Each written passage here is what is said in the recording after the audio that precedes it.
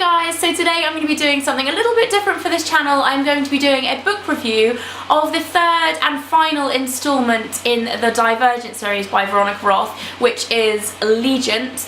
This video is actually being filmed a little bit later than the 20th of October. This book came out on the 22nd, but I left a gap here because I knew I was running about a week late in my uploads, and I really wanted to post a review of this book as soon as I could and as soon as I'd finished reading it, which I have done. I finished it this morning, and I thought I would do a review for you guys. If you are not familiar with the Divergent series, I will give you a little bit of a rundown. First of all, I should mention as well, I am a massive fan of the first two, so that's the reason why I'm doing this book review. The first two books I absolutely loved, and I read them super quickly, as I did this one.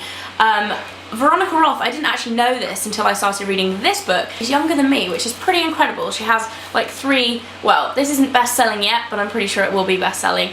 And yeah, she has 3 amazing books. That's a pretty incredible accomplishment for somebody of that age. Anyway, without further ado, a bit of an intro. If you haven't read the Divergent series, if you like The Hunger Games or Maze Runner, any kind of teen fiction, dystopian, society-based books, then you will probably love this series. This is actually, I think this is my favourite out of all 3 of those, because even though I love The Hunger Games, I thought the first book was so much better than the next 2 books that it kind of made me a bit, I don't know, it left me a little bit disappointed. Anyway, so Divergent is based in a futuristic dystopian version of Chicago, and you're not exactly sure kind of when it's taking place, but there's this strange society which is built up on the basis of 5 different factions.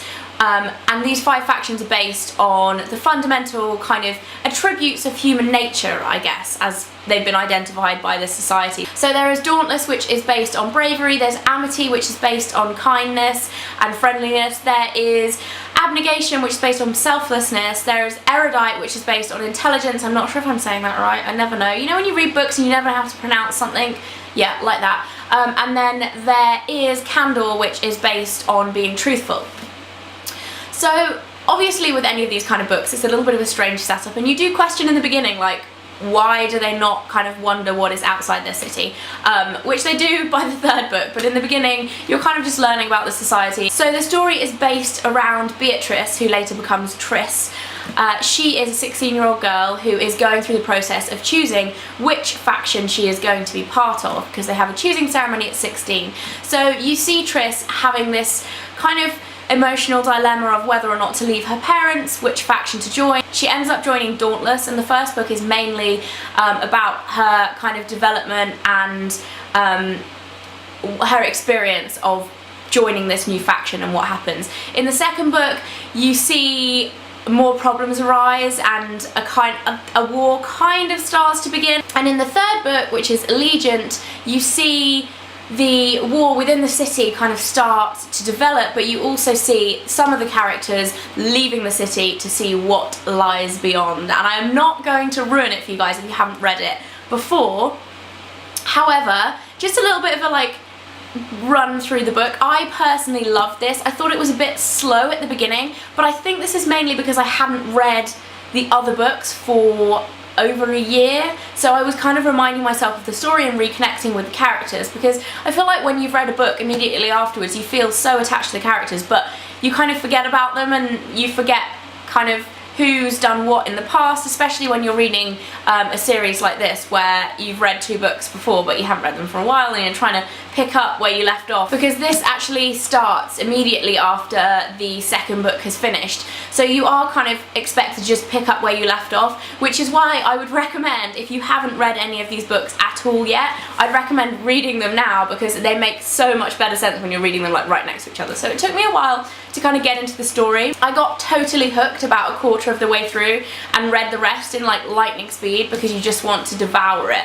It's one of those stories, it's not that hard to read. It isn't actually that long a book. If you look at the size of the print, it is fairly big, so it didn't take me too long to read it, but I did really enjoy it. I felt like she could have gone a little bit further into the history of why their society exists. There was a lot of kind of, without ruining the story, I'm trying to think how I can say this, but although they do kind of learn a lot more about why they're there and why their society exists. It doesn't go much further into the history of the world that they're living in, which I would have really loved it to do. I feel like if there was a 4th book, it could do that, although the end does kind of round the whole story up very well.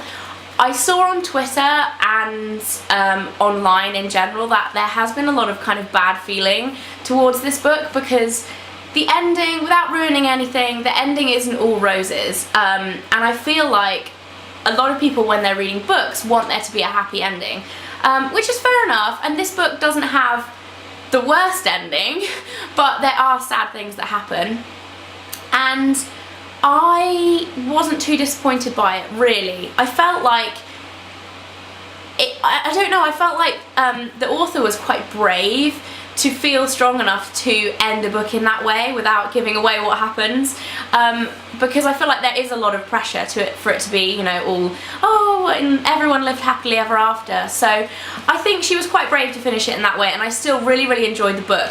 What I do think is when this is made into a movie, which it is going to be, I think it's this year or next year, the first one's going to come out, I think they're going to struggle with keeping the same ending when they make this into a movie, because I feel like there's even more pressure in films to end on like a happy note. So I'll be interested to see if they change the plot of the movie actually. But all in all, like, I really enjoyed this book. I would definitely recommend it, and the Divergent series in general. Massive thanks to Elle from All That Glitters, because she was the one that introduced me to this series way back when I started reading it.